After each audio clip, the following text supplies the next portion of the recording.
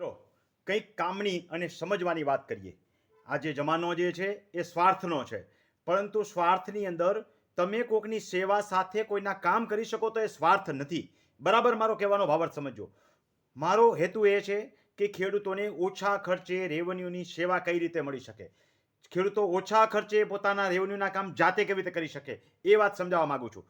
એટલે આખરે તો ગામનો પૈસો ગામમાં રહે, ખેડૂતોનું હિત થાય, તમે પોતે તમારા કામ કરતા થાવ, તમારા સગાવાલાના કામ કરતા થાવ, અને બે પૈસાની તમને એક આવક પણ થાય એવી બાબત શીખવાડું છું અને સમજાવું છું. બરાબર સમજો. કોઈ પણ ગામની અંદર તમે જુઓ તો વર્ષે દાડે એટલે રેવન્યુની એન્ટ્રીઓ તમે જોજો ને તો દર મહિનાની અંદર લગભગ 8 થી 10, 15, 20 એન્ટ્રીઓ હોય છે.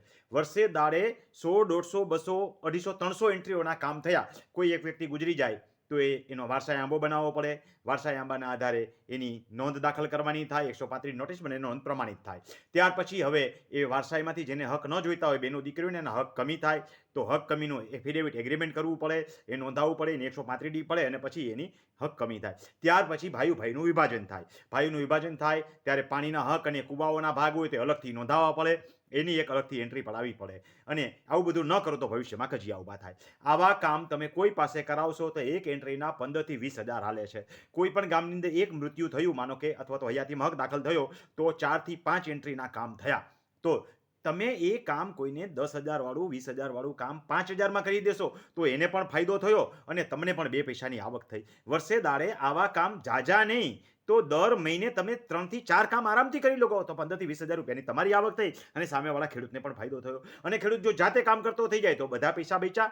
તો ગામનો પૈસો ગામમાં રહે, કોઈ વ્યક્તિ ખોટી રીતે છેતરાય નહીં, કોઈને ખોટા ચાર્જ ચૂકવવા ન પડે, અને રેવન્યુના કામ પોતે જાતે કરતા થશે તો રેવન્યુનો રેકર્ડ પણ ચોખ્ખો રાખતા શીખે. આ સિવાય ઘણા બધા ઇસ્યુઓ માપણીને લગતા ઊભા થતા હોય છે. ટાઈમે માપણી આપણે કોઈ કરાવતા જ નથી, એટલે નવી માપણી અંદર જે લોચા થયા સરકારને દર 30 વર્ષે કરવા પડે, તો આપણે જાતે દર 10 વર્ષે શું કામ નથી કરાવતા? એક વખત જમીનનો કટકો થયો એટલે માપણી શીટ કરાવી લેવી જોઈએ. કટકો નથી થયો તો પણ 5-10 વર્ષે માપણી કરાવી લેવી જોઈએ, તો તમારા હિસ્સામાં શું આવે છે તમને ખબર પડે. નહીતર એડવર્સ પોઝેશનના પ્રશ્નમાં ફસાઈ જશો. આવી ખેડૂતોને ખબર જ નથી. તો દર વખતની આવી માપણી ખેડૂતોને સમજાવશો. 10 વર્ષે એકવાર માપણી કરાવશો ને તો પણ આરામથી મહિને તમને 2 માપણીના કામ મળી રહેશે. એટલે 2 ખેડૂતને તમે સેવા પણ કરી અને તમને પણ 2 પૈસા મળ્યા. આવા બધા કામ ખેડૂતો જાતે કરતા થઈ શકે, અથવા તો ગામે ગામ એક વ્યક્તિ રેવન્યુનો નિષ્ણાંત થાય. નિષ્ણાંત તો નથી કહેવો આપણે, પણ કોઈ ખેડૂતને મદદરૂપ થાય એટલો તૈયાર થઈ જાય તો પણ એમને પણ 2 પૈસાની આવક થાય.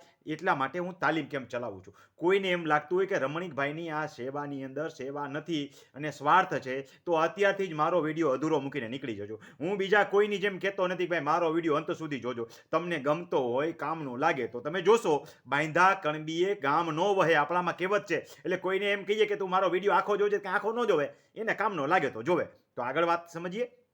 તાલીમ કેમ્પની અંદર ઘણી બધી વસ્તુ શીખવાડું છું. રોડ રસ્તાના પ્રશ્નો હોય, શેઢાપાળાના પ્રશ્નો હોય, દવાથી જમીનના પ્રશ્નો હોય, તો આના માટે શું કરવું જોઈએ, એડવર્સ પોઝેશન શું કહેવાય, લોફુલ પોઝેશન શું કહેવાય, કાયદા મુજબનો તમારો કબજો અને અધિકાર શું કહેવાય, સુખાધિકાર શું કહેવાય, આવી બધી બાબતો આપણે તાલીમ કેમ્પમાં શીખવાડીએ છીએ અને જાતે કામ કરતા શીખવાડીએ છીએ. આવા બધા કેસ થાય તો એમાં કેવી રીતે જીતવું એ પણ આપણે શીખવાડીએ છીએ. એટલું જ નહીં, માપણી સિવાય ડીએલઆરમાંથી મળતા ડોક્યુમેન્ટની યાદીની ખેડૂતોને ખબર નથી, પોતાના કેટલા કામ ક્યાં થાય એ બધા આપણે શીખવાડીએ છીએ. જેમ કે પ્રાંત ઓફિસની અંદર થતા કામો, ડીએલઆરની અંદર થતા કામો, એસએલઆરની અંદર થતા કામો, એવી જ રીતે મામલતદાર ઈ ધારામાં થતા કામો, મામલતદાર અને તલાટીમાં થતા કામો, બધાની અરજીઓ કેવી રીતે લખવી એ પણ શીખવાડીએ છીએ. તો ખેડૂતોના પૈસા બચે. 200-500 રૂપિયામાં એનું 1000નું કામ થઈ જાય. અથવા કોઈક પાસે આવા ગામે ગામ એક રેવન્યુ નિષ્ણાંત હોય જે તાલીમ લઈ ગયો હોય તો એની પાસે કરાવે તો 2 પૈસા એ નહીં મળે અને ખેડૂતના પણ 2 પૈસા બચે. આવા હેતુથી આપણે તાલીમ કેમ્પ ચલાવીએ છીએ. આગામી તાલીમ કેમ્પ જે છે એ તમને સૌને ખબર છે કે નવેમ્બર મહિનાની 22 અને 23, એટલે હમણાં જ થોડાક દિવસ પછી નવેમ્બર મહિનાની 22 અને 23 તારીખે તાલીમ કેમ્પ છે. બાજુમાં આપેલો QR કોડ સ્કેન કરી અને તમે તાલીમ કેમ્પમાં નામ નોંધાવી શકો છો. એટલું જ નહીં ખેડૂતો, તમે એક વખત તાલીમ કેમ્પમાં આવશો તો બીજી વખત તાલીમ કેમ્પમાં 50% ફી હોય છે. એના કરતાં આપણે વિશેષ લાભ હવે આપીએ છીએ કે ભાઈ ખેડૂત પોતે આવે તો 1-2 વખત આવે, પણ જેને રેગ્યુલર ને આખું તૈયાર થવું છે તો માત્ર 2 જ તાલીમ કેમ્પની ફી એકી સાથે ભરી દે 7,000 રૂપિયા. તો પછી વર્ષ દરમિયાન જેટલા તાલીમ કેમ્પમાં આવવું હોય એટલામાં 551 રૂપિયામાં આવી શકે છે. તાલીમ કેમ્પનો ખર્ચો અડધોથી વધારે હોય છે.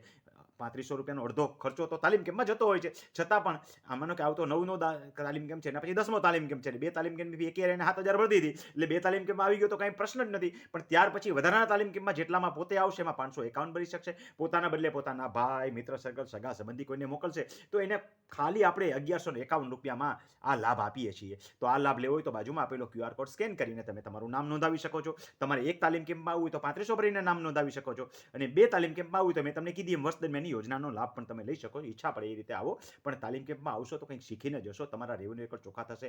અનેક પ્રકારની કામગીરી આપણે શીખવાડીએ છીએ. દરેક તાલીમ કેમ્પની અંદર નવી નવી કામગીરી આપણે શીખવાડીએ છીએ. પ્રથમ દિવસે રેગ્યુલર હોય, જેમ કે વારસાઈ, હયાતીમાં હક, હક કમી, વિભાજન, માપણીના પ્રકાર, DLRમાંથી મળતા ડોક્યુમેન્ટો, એની ઉપયોગિતા, એવી રીતે DLRમાંથી જે આકાર બંધ, શીમખરડો, ફેશલ પત્રક વગેરે મળે એ, સ્કેચ, ટિપ્પણ વગેરેની ઉપયોગિતા, આવું ઘણું બધું કામ શીખવાડી છે. અને બીજા દિવસે તો નવી નવી બાબતો હોય છે, જેમ કે ઇઝમેન્ટ રાઇટને લગતા પ્રશ્નો હોય, રોડ રસ્તાને લગતા પ્રશ્નો હોય, પ્રાંતમાં અપીલને લગતા પ્રશ્નો હોય, કોઈ પણ તકરારી હોય, RTS હોય, RRT હોય. આ બધી પ્રકારની જાણગીરી દર તાલીમ કેમ્પમાં નવા તાલીમ કેમ્પ હોય ને, 9માં કંઈક જુદું શીખવાડ્યું તો 10માં આપણે બીજા દિવસે કંઈક જુદું શીખવાડીએ, 11મા તાલીમ કેમ્પમાં વળી કંઈક જુદું શીખવાડીએ.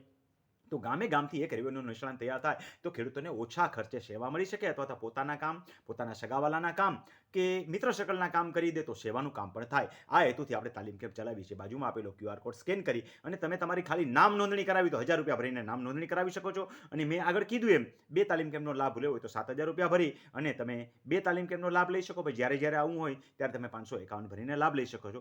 હવે બાજુમાં આપેલો મોબાઈલ નંબર પેલા સમજી લેજો બરાબર. કોઈએ ફોન કરવાનો થતો નથી. ડાયરેક્ટ ફોન કરશો તો મને અગવડતા પડે એટલે નંબર હું બ્લોક કરું છું. એટલે તમારે 98 98 10 44 94 ઉપર મેસેજ કરવાનો છે. 9898104494 ઉપર મેસેજ કરી અને મને માહિતી મોકલાવી શકશો. બાજુમાં આપેલો QR કોડ સ્કેન કરીને તમારું રજીસ્ટ્રેશન કરાવી રજીસ્ટ્રેશન રિસિપ્ટ મને મોકલો એટલે તમે રેવન્યુના કામ કરતા જાતે થઈ શકશો અને આવતા તાલીમ કેમ્પની તમામ માહિતી તમને ઘરે બેઠા મળી રહેશે.